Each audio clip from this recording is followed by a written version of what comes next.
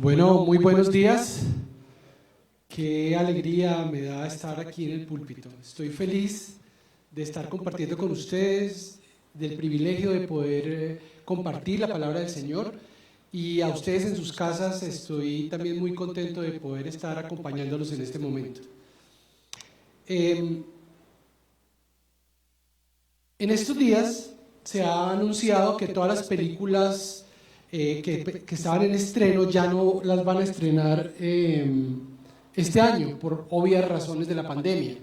Y había una película de héroes que yo me quería ver.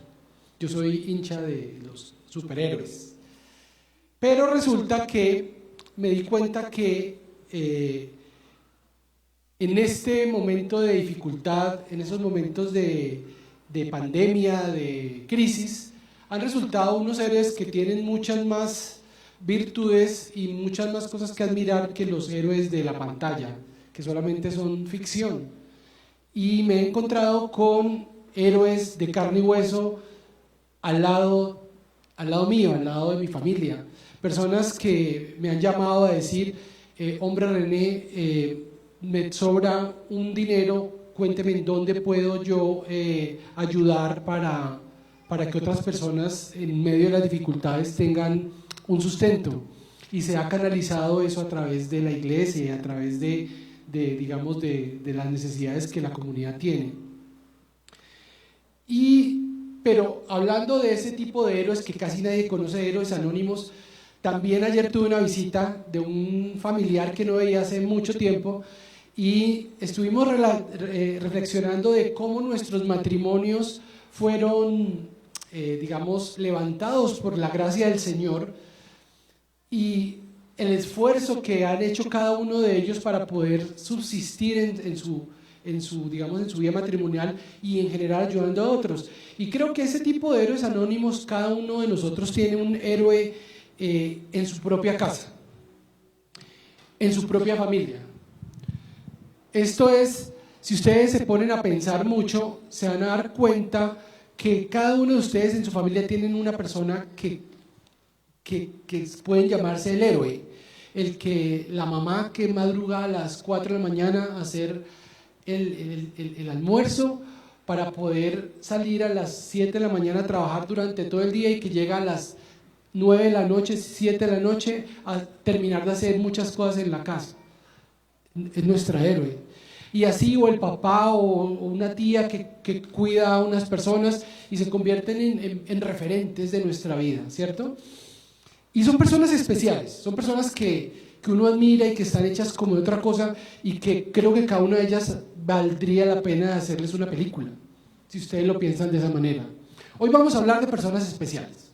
Vamos a hablar de personas que merecen la pena que les hagan una película. Hoy vamos a hablar de personas muy interesantes.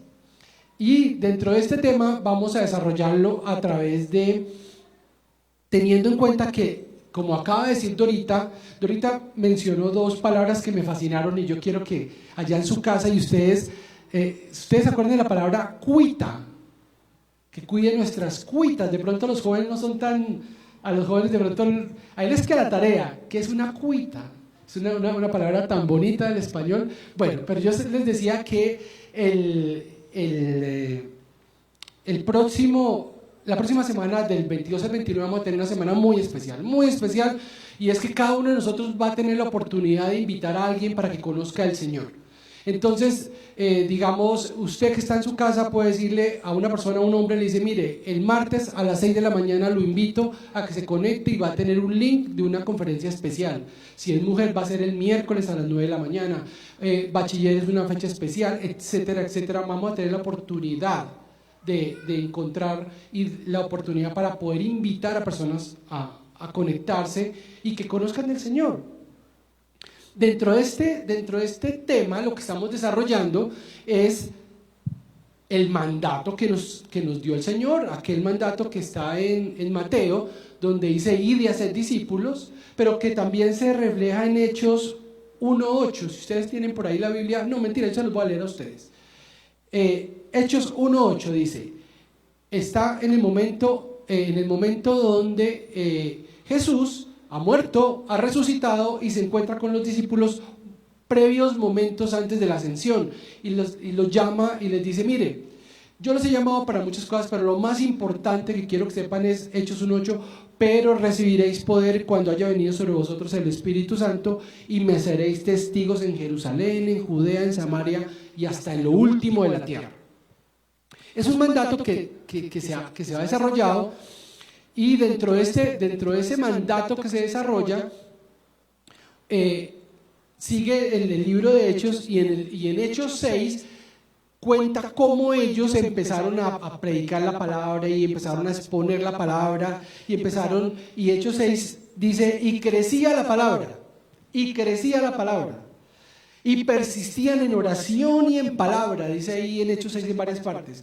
Y el 7 dice: y crecía la palabra del Señor, y el número de los discípulos se multiplicaba grandemente en Jerusalén. También muchos de los sacerdotes obedecían a la fe. En esa misma narración cuentan cómo Felipe y Esteban fueron encargados especialmente para digamos, cuidar las mesas y eso, y como iba creciendo de una manera, digamos, muy grande el evangelio, hubo un gran celo por parte digamos, del establecimiento religioso de aquella época, y ustedes se acuerdan que empezaron a perseguir a la iglesia, a perseguir a los discípulos. Y encontramos ya Hechos 8, que es el texto en el cual hoy vamos a desarrollar la predicación. Entonces, en Hechos 8, en el 6 empezaron digamos, a la iglesia a crecer, a predicar, a orar. En Hechos 7 se desarrollan las envidias y viene la captura de Esteban y el apedreamiento de Esteban. Y Hechos 8 empieza la narración en el desarrollo acaba de ser apedreado Esteban y muerto Esteban, y la iglesia estaba siendo asolada en ese momento. Y miren lo que dice, por favor síganme en Hechos 8, vamos a leer del verso 1 al 8. Allá en su casa también abran la Biblia, o debe estar en ese momento presentándose en la pantalla.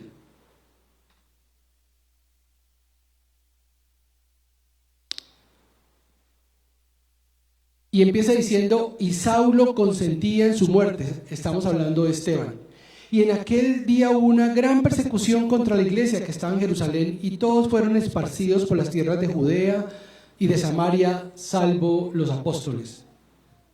Y hombres piadosos llevaron a enterrar a Esteban, hicieron un gran llanto sobre él. Y Saulo asolaba a la iglesia, entrando casa por casa, y arrastraba a hombres y mujeres y los entregaba a la cárcel. Verso 4. Pero, mire la palabra pero, ¿cierto? Cuando hay está narrando una historia muy triste de persecución, una historia muy triste de muerte, una historia muy triste donde los desalojan, donde son desplazados de donde viven con sus familias, con sus hijos, con sus animales, y se van a otro lado. Y empieza un pero, como que cambia el cuento, ¿cierto? Dice: pero los que fueron esparcidos, aquellas personas que estaban en la mitad de la dificultad, en la mitad del desplazamiento, con sus trastos al hombro, pero los que fueron esparcidos iban por todas partes. Y mira las siguientes 3 palabras: anunciando el evangelio. Anunciando el evangelio. 5. Entonces Felipe, ahí, si ustedes se dan cuenta, la cámara ubica a todos. Todos anunciaban el evangelio, ¿cierto? Y un momento a otro la cámara como que se centra a una sola persona y le dice: pero entonces Felipe, descendiendo a la ciudad de Samaria, otras 3 palabras muy bonitas: les predicaba a Cristo. Les predicaba a Cristo. Personas desplazadas, personas que iban yendo, anuncian el evangelio y les predicaba a Cristo. Verso 6. Y la gente unánime escuchaba atentamente las cosas que decía Felipe, oyendo y viendo las señales que hacía. Porque muchos que tenían espíritus inmundos salían, estos dando grandes voces, y muchos paralíticos y cojos eran sanados. Así que habría gran gozo en aquella ciudad. Señor, te damos gracias por tu palabra. Gracias porque tú eres quien quiere que nosotros la analicemos, la pensemos, la meditemos. Y háblanos hoy aquí a nosotros estamos sentados y a las personas que están sentadas frente a su televisor, a su computador, Señor, también háblales. Háblanos a todos hoy. ¿Qué nos quieres decir con estas palabras? Te amamos, Señor, amén. Entonces, quedamos en las circunstancias, creo que ya están muy claras. Ahí hay un mandato del Señor: vayan y prediquen mi palabra en Jerusalén, en Samaria y hasta en el último la tierra. Los discípulos empiezan todos a predicar la palabra y la palabra empieza a crecer y a crecer y a crecer, y dice que oraban y que meditaban en la palabra, y empieza a haber como un amor impresionante por la palabra. Tan es así que empieza a generar gran número de personas. Entonces viene la envidia, la rabia, y entonces el estamento religioso empieza a perseguir a los discípulos, y en los discípulos son, muertos algunos y otros echados a la cárcel, y los que quedan son desplazados de su ciudad y se van. Y el desarrollo nos dice: y los que fueron desplazados predicaban la palabra. Yo les decía que vamos a ver héroes anónimos, y creo que estamos encontrándonos en este pasaje a un grupo de héroes anónimos que, pese a las dificultades que tenían, que pese a las circunstancias que los rodeaban, pese a andar con sus trastos al hombro, pese a andar con no saber dónde dormir, pese a no tener la certidumbre de lo que sería el día de mañana, aún así anuncian el Evangelio, predican a Cristo, hablan del Señor. Y esos héroes anónimos que se nos están descubriendo en este pasaje son héroes que tenemos que ver. Gente que uno dice: ¿pero de qué están hechos? Es gente que uno dice: ¿cómo es posible que lo hicieron? ¿Cierto? Y vamos a tratar de analizar hoy y pensar qué características se unían en estas personas. ¿Qué características tenían estas personas que, aún en medio del desplazamiento, aún en medio de las dificultades, van y predican el Evangelio? Es como decir hoy: en tiempos difíciles, aún ellos predicaban el Evangelio. Y si ustedes se dan cuenta, casi que estamos, muchos de nosotros, teniendo las mismas dificultades, o de pronto menos, o de pronto más, que aquellas personas de aquella época. Estamos en un momento difícil. En el año 2020 es un año que todo el mundo dice que más vale borrarlo, ¿cierto? Dice: ¿qué año tan difícil? Enfermedades, los testimonios que escuchamos, 3 testimonios de personas con dificultades serias y dificultades de salud. Ninguno de ellos ha mencionado la dificultad económica, que muy seguramente hay muchas. Yo, hablando con mi familia, les decía que a nosotros nos tocó, nuestra generación, esta generación de 50 años, nos tocó pasar de tener la máquina de escribir al computador, de tener un teléfono a 6 o 7 cuadras o 10 cuadras para ir a hacer fila para hablar por teléfono, a tener el teléfono en la casa y después el celular, y ahora nos vemos. Hemos pasado, de noticias como promisorias, pero resulta increíblemente que este año parece que no hay noticias promisorias. Dicen que hay vacunas, pero las vacunas como que no funcionan, como que hay desazón, y como que parecería que estamos en las mismas circunstancias de desalojo, al menos emocional, económico, familiar y de salud, que lo que estaban aquellas personas en aquel tiempo. Y entonces viene la pregunta: ¿y qué ha pasado con nosotros respecto a nuestra relación con Dios y respecto al mandato de ir y hacer discípulos y predicar la palabra del Señor? Y ahí viene la primera pregunta, ¿cierto?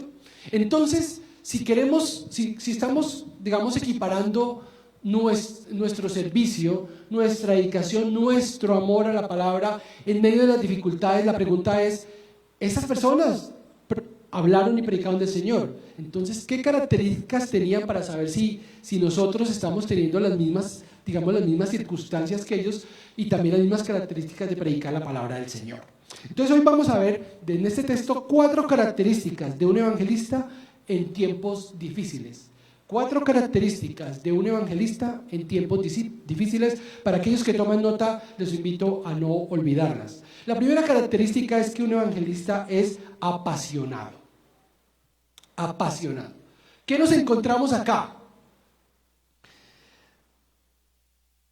Es difícil entender cómo una persona que está siendo desplazada, que tiene unas dificultades grandes, que tiene dificultades económicas, que tiene dificultades familiares, no sabemos cómo están los hijos, van y predican el evangelio. La única manera de entenderlo es la emoción, la pasión que sienten por el evangelio y por la predicación del mismo para poder salir y hablar del Señor. Es la única razón que uno puede como explicar de cómo pueden superar las circunstancias, cómo pueden recuperarse del entorno para ir un paso más allá y decir, aún, pese a eso, pese a las circunstancias que me están pasando, aún así quiero anunciar el evangelio, aún así quiero predicar, quiero hablar de Cristo, aún así quiero compartir lo que yo tengo con Jesús a otras personas. Es la única manera de entender que alguien así pueda, aún en medio de dificultades, predicar del Señor. Alguien apasionado, muy involucrado, muy metido, muy concientizado, persistente en el tema, que no le importan las circunstancias y que no importa lo que tenga que hacer ni el día ni la hora, sino que lo haga. Pero si ustedes se dan cuenta, la pasión no es una pasión que uno diga, si yo les digo, ¿usted es apasionado del Señor? Muchos podrán decir, hombre, yo sí. Allá en su casa podrá decir, hombre, déjeme lo pienso. De 1 a 10, ¿qué tan apasionado usted por el Señor? Bueno, que lo piensen. Siendo 1, poquito, 10, mucho. Entonces yo pues me puse a pensar, ¿qué es ser apasionado entonces? Y resulta que tengo como un ejemplo claro. En este semestre, en el pasado, vino a estudiar a mi casa, vino mi sobrino, Jimmy, el hijo de mi hermana Vivian, y resulta que porque se matriculó aquí en la universidad y va a vivir con nosotros, o está viviendo con nosotros. Y como ustedes saben, algunos, me está gustando mucho montar en bicicleta. Entonces, yo le dije, Jimmy, yo te invito a darte una vuelta en bicicleta. Y resulta que Jimmy, empecé a tratar de enamorarlo al ciclismo para que me acompañara, porque me parece sano, porque me parece un buen plan, y empecé a hacerle un acercamiento, venga, demos una vueltica chiquita para que no se asuste lo que es la bicicleta, traté de llevarlo por los sitios más bonitos para que se enamore, le empecé a explicar un poquito con una aproximación más, le empezó a probar, le empezó a gustar, empecé a darle conocimiento, mire que estas son las bicicletas de ruta, estas son las bicicletas de mountain bike, y después le iba dando la descripción de los platos, y después empecé a mostrarle cosas de ciclismo y empecé a darle información, y ya noté que como por ahí al mes ya estaba él buscando solo información, ya no era la que yo le suministraba, sino la que él tenía, y empezó a notar el beneficio y el disfrute del deporte. Y empezó a practicarlo y acercarse y empezó a madrugar, y resulta que después de 4 meses, casi 5 meses de estar viendo con nosotros, el hombre se convirtió en un apasionado del ciclismo. Apasionado del ciclismo. Ya es el que más me busca, es el que más me llama, es el que más me da información de las vieras, que salió esta nueva bicicleta, y empezó a tener la pasión. Y si ustedes se dan cuenta, de cero a ser apasionado, lo que lo llevó a la construcción es el acercamiento y el conocimiento y la cercanía y la profundidad con lo que uno se involucre y poder tener los beneficios de lo que está haciendo. Y eso lo pueden aplicar para lo que quieran, para el ciclismo, para el que le gusta las matas, para el que le gusta lo que usted quiera. Pero si lo aplica para la palabra del Señor, es exactamente lo mismo. Usted no puede ser apasionado, ni puede tener el amor de compartir de una persona sin tener el acercamiento necesario, el conocimiento, el estudio, la profundidad, la lectura y sobre todo el disfrute del placer de saberse salvo e hijo del Señor.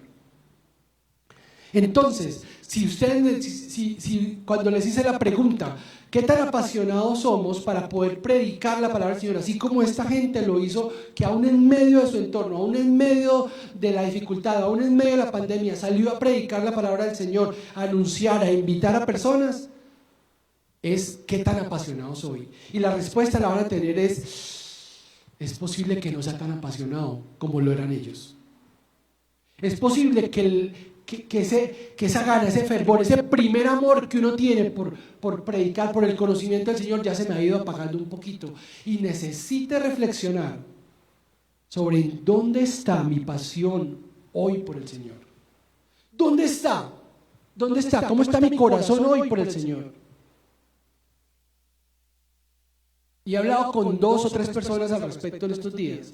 Y una de ellas me decía, es increíble cómo he tenido como un renacer espiritual. Antes me costaba orar 5 minutos y ahorita paso horas enteras orando. Y estoy tan cercano del Señor, tan íntimo, tan rico, tan delicioso. Y hablaba con otras personas que decían, ¿sabe qué? Me he ido apagando, me he ido opacando, no estoy tan cercano. Hoy es la oportunidad de saber cómo estamos de apasionados para poder salir, hablar del Señor, hablar de Jesucristo. Y si de pronto en tu corazón dices, no sé qué me está pasando, hoy es el momento de volver a Él. Es el momento de volver a Él. Me gustaría que me acompañaran a la lectura de Hechos 4. En el 29 las circunstancias eran muy difíciles para ellos ahí porque ya los estaban empezando a perseguir. Y en el 29 llega y les dicen ellos, y ahora Señor, mira sus amenazas. Mira sus amenazas, Señor, mira mis circunstancias, mira dónde estoy, mira la enfermedad, mira la dificultad en la que tengo, mira la falta de economía, mira la soledad en la que estoy, mírame a mí en este momento.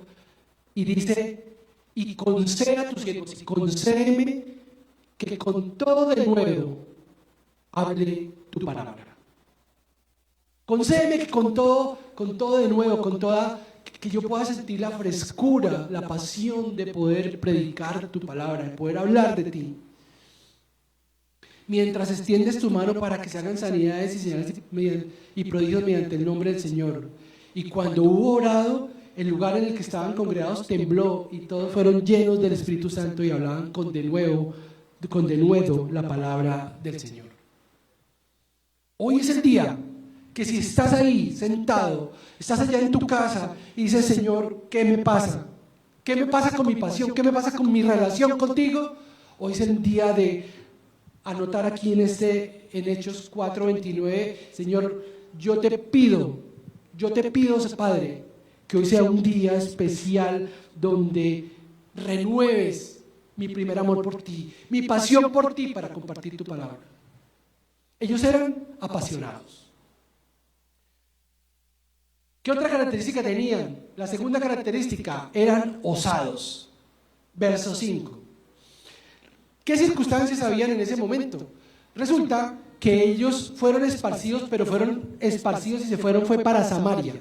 Y como ustedes saben, los samaritanos y los de Jerusalén no se las llevaban, iban como en contravía. Entonces la mujer, mire, en Juan 4:9 nos dan un detalle claro. Cuando Jesús se encuentra con la mujer samaritana, le dice, y entonces la mujer samaritana le dijo, ¿cómo es que tú siendo judío me pides a mí de beber que soy samaritana? Porque los judíos no tienen trato con los samaritanos. Porque los judíos no tienen trato con los samaritanos. Entonces, estas personas que fueron esparcidas a un sitio donde iban a personas que no se llevaban bien, que no se trataban, que eran personas que se caían mal, ¿cierto? Se caían mal en ese momento. Entonces, ¿cuál es la decisión más fácil para ellos? ¿Sabe qué? Yo sigo derechito y me voy para, después de Samaria, sigue otra tierra. Yo aquí me quedo calladito y me voy derecho. ¿Cuál otra opción? ¿Sabe qué? Esto tan bueno que tengo, yo para qué se lo voy de esto del Señor, para qué se lo voy a predicar. Esto no se lo merecen. Otros dirán, uy, no, yo llego aquí, estoy desplazado y si me pongo a hablar de un tema tan, digamos, como tan controversial como es Jesús, no me van a dejar ni quedar, ni me van a dar comida y me van a rechazar. Me van a apartar o que irán de mí. Pero estas personas lo que hicieron fue y predicaban a Cristo cuando llegaron a Samaria. O sea que el hecho de sentarse y predicar a Cristo se requirió valor. Ser unas personas osadas, unas personas que superaron sus temores, que superaron sus miedos, que superaron sus deseos íntimos, incluso de no predicar, incluso la capacidad de juzgar. Hubo intencionalidad de poder predicar la palabra del Señor, aún aquellos que no me provocaban, aún aquellos que pensaba que no lo merecían, aún aquellas personas que me caían mal, aún aquellas personas que pensaba que me podían separar. Ellos, en medio de las circunstancias, en medio de las dificultades, no temieron de predicar el Evangelio y no hicieron distingos para llevar la palabra.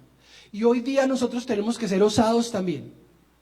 ¿Qué significaría ser osados para nosotros? Ser osados no necesariamente tiene que ser ir a predicar a alguien que nos caiga mal, pero ser osados es ir a golpear la puerta del vecino que muy pocas veces saludamos.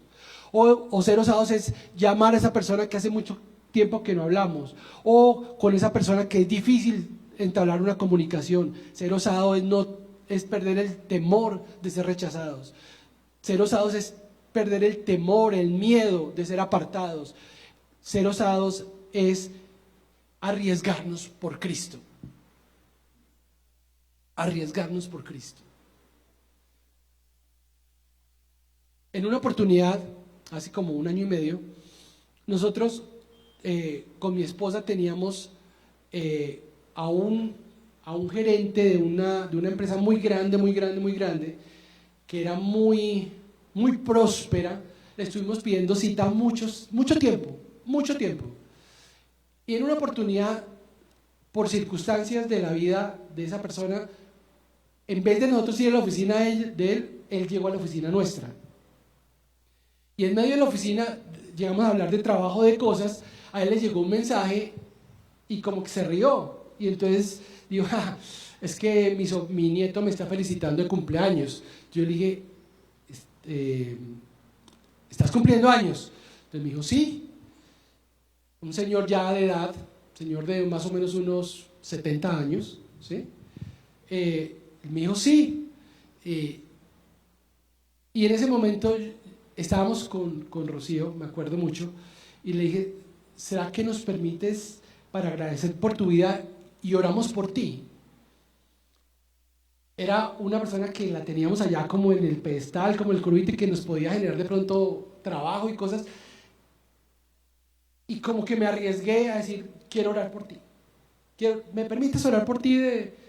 Y le hice una oración muy sencilla, Señor, te pido pidiéndole que sea una persona feliz en ese día y que pueda compartir con su familia y lo que uno desea de corazón para una persona que está cumpliendo años. Cuando abrí los ojos estaba llorando.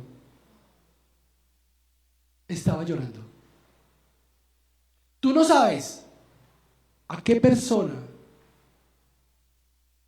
necesita que tú tengas la valentía y le hables de Dios. Y le digas, Dios te ama, Dios te está ofreciendo salvación. Tú necesitas eso.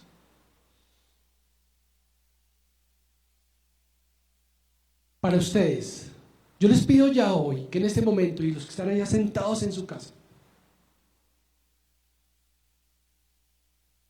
¿qué acción osada para predicar el Evangelio vas a hacer esta semana? Para que la próxima hayan personas nuevas invitadas por ti para que conozcan del Señor. ¿Qué vas a hacer tú? Aún en medio de la crisis, aún en medio de las dificultades, aún así, ¿qué acción osada vas a hacer? Hemos visto dos características: apasionados y osados, ¿cierto? La tercera característica que tengo aquí es que fueron fiables. Fiables es una persona que es digna de fiar, de confiar. Verso 5 al final, verso 5, porque dice: y Felipe les predicaba ¿a quién? A Cristo. Y Felipe les predicaba ¿a quién? A Cristo. La predicación de Felipe era cristocéntrica. Felipe no cayó en la tentación de quitar el lente, el protagonismo que tiene Jesús.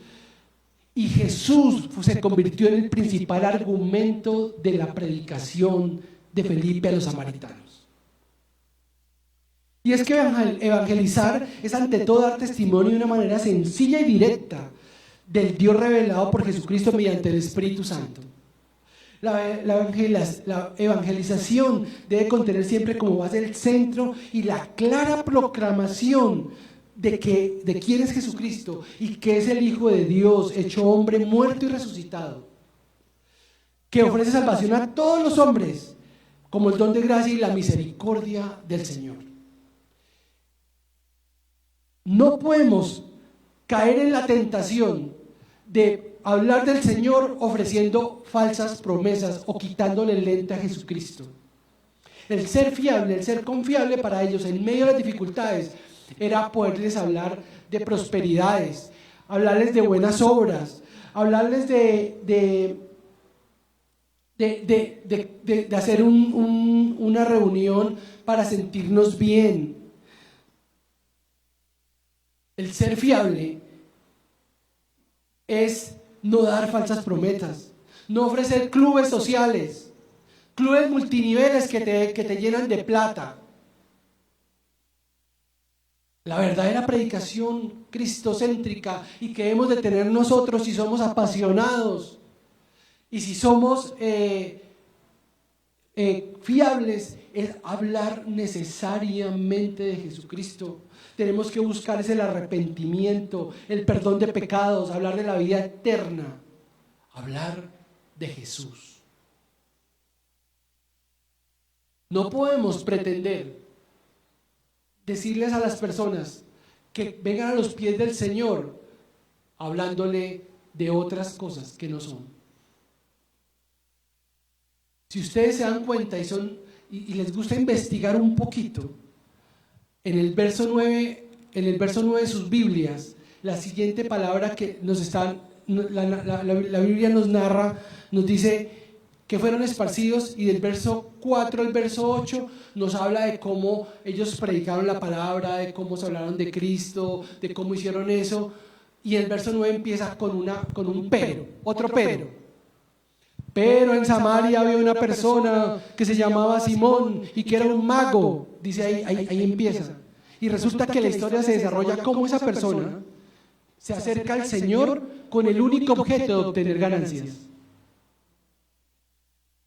Entonces la Biblia se encarga de contrastarnos el corazón limpio y claro de una persona que quiere compartir realmente de Cristo, a aquella persona que se quiere lucrar, que quiere ser protagonista, que es el gran apóstol, que es el gran mensajero, el único que tiene la verdad revelada, y quita la lente de Jesús.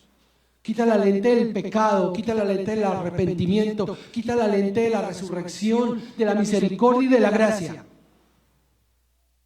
Y empezamos a depender de personas o a depender de ilusiones vanas,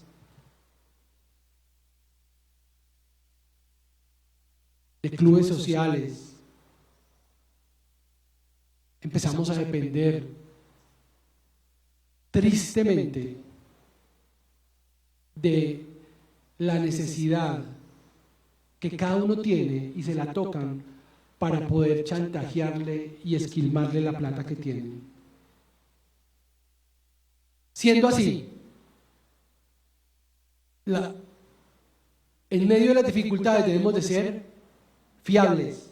Entonces ya tenemos 3 características. La primera, ser apasionado, ser osado y ser fiable, ¿cierto?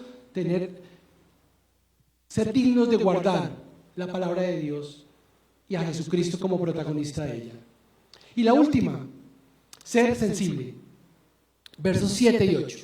Un evangelista debe ser sensible. Ellos, dicen los versos 7 y 8, porque muchos tenían espíritus inmundos, muchos estaban enfermos, muchos estaban paralíticos y eran sanados. Ellos fueron a las personas que tenían necesidad, tanto visible como invisible.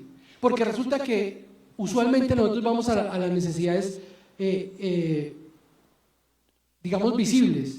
Pero no se les olvide que hay una cantidad de personas con necesidades invisibles, como aquella persona a las cuales oramos por ella y terminó llorando, porque en su corazón pensábamos que tenía todo y realmente no tenía nada.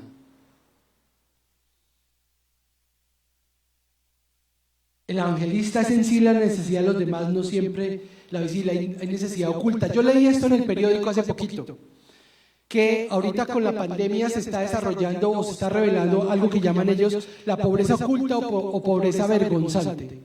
Y dice, la pobreza oculta, pobreza vergonzante es un fenómeno que no es muy reconocido porque afecta a las personas de estratos 3, 4 y 5. Bajos ingresos, poca participación social, desempleo, en unos casos la vergüenza de aceptar que se está en una condición de vulnerabilidad. Y necesita ayuda pese a que posee una vivienda en un estrato bueno. Son algunas personas que no tienen el diario vivir, es decir, viven en una casa muy bonita, pero no tienen el sustento ni siquiera para sostener esa casa ni para alimentarse. Se llama la pobreza oculta, estratos 3, 4 y 5. Pero así como hay pobreza oculta, también lo hay ansiedad oculta, hay también angustia oculta, hay desánimo oculto, hay soledad oculta y vergonzante. Porque todos nos queremos mostrar como aparecemos en las redes sociales. En las redes sociales aparecemos todos, cuando publicamos algo aparecemos con el plato servido, sonriendo o con el super, ¿cómo se llama? Paisaje detrás. Y muchas personas están sufriendo tanto que les toca buscar fotos de hace 2 o 3 o 4 o 5 años para poder publicar algo, para poder pensar que están bien. Hay una necesidad oculta y vergonzante que nosotros tenemos que saber intuir y no nos debe dar miedo, debemos de ser osados, apasionados para poder y fiables, para poder ir a cada una de esas personas sin temor alguno a hablarles del Señor. Hablarles del Señor y poderles decir, y aunque mi padre y mi madre me dejaran con todo, el Señor me recogerá. El Salmos 27:10. Y poderles compartir el Salmo 23, porque aunque pase por el más oscuro de los valles, no temeré peligro alguno, porque Señor, tú estás conmigo, tu vara y tu callado me darán confianza. Eso lo tienen que saber esas personas. Eso lo tiene que saber todo el mundo. Ese tipo de predicación a la que vaya a ir. Y si ustedes se dan cuenta, llegamos al principio, verso 2, lloro, tristeza, y en el verso 8 cuando terminamos, la palabra es, y el pueblo tenía gozo. Y es que el exponer la palabra, el hablar del Señor, el hablar de Cristo, produce gozo. Hoy, ¿qué queda en tu corazón? Yo quiero que seas un héroe oculto. Yo quiero que seas un héroe del Señor. Quiero que sea que aún en las dificultades, aún en medio de la pandemia, tengas la pasión, la osadía, la fiabilidad de poder ir a hablar del Señor y la sensibilidad de saber a quién decírselo. Espero que cada uno de ustedes, los que están aquí sentados, los que están allá en su casa, hoy tomen la decisión y lo y den todo por el Señor, por la predicación de su palabra, por hablar de Jesús, porque va a transformar vidas. Así como había llanto al principio y hay gozo ahora, así mismo van a poder cambiar ustedes las vidas de quien ustedes les hablen del Señor. Quiero orar en este momento. Y el reto es poder invitar en la semana del 22 al 21 una persona. Y quiero que piensen en este momento porque voy a orar por eso. Señor, yo te pido hoy, Padre, que las personas que han escuchado esta predicación el día de hoy, que han escuchado tu palabra, Señor, se sientan retadas a ser unos héroes ocultos tuyos. Aquellas personas que tú le digas: mi buen siervo fiel, en lo poco fuiste mucho, en lo mucho te pondré. Hoy quiero, Padre, ponerte a cada una de las personas que están aquí, en cualquier lugar, en Miami, en Bogotá, en Pereira, en donde estén, Señor, a que se animen a compartir tu palabra, a hablar de ti, a predicar de ti, que aún en medio de las dificultades renueven su pasión, sean osados, sean fiables porque solamente hablen de ti, y sean sensibles para acudir a aquellas personas con necesidades. Padre, yo te amo y te bendigo y te doy gracias por la oportunidad que tenemos hoy. A mí me gustaría, antes de terminar hoy, si alguien aquí el día de hoy dice que esté por primera vez o que esté por primera vez escuchando esta predicación allá en su casa, dice: yo quiero recibir del Señor, yo quiero recibir de esa persona, de Jesucristo, de quien me da gozo, saber que murió por mí, por mis pecados, y quiere levantar la mano y que diga: yo quiero recibir al Señor en su corazón, ahí donde está, diga: Señor, reconozco que tú eres el Hijo de Dios y quiero rendirme a ti, quiero entregar mi vida a ti y quiero tener el gozo eterno de la salvación contigo.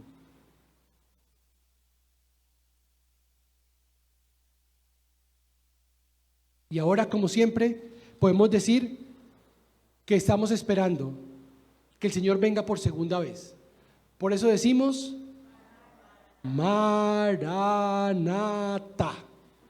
Sigan con Encuentro Kids. Muchas gracias. Dios los bendiga.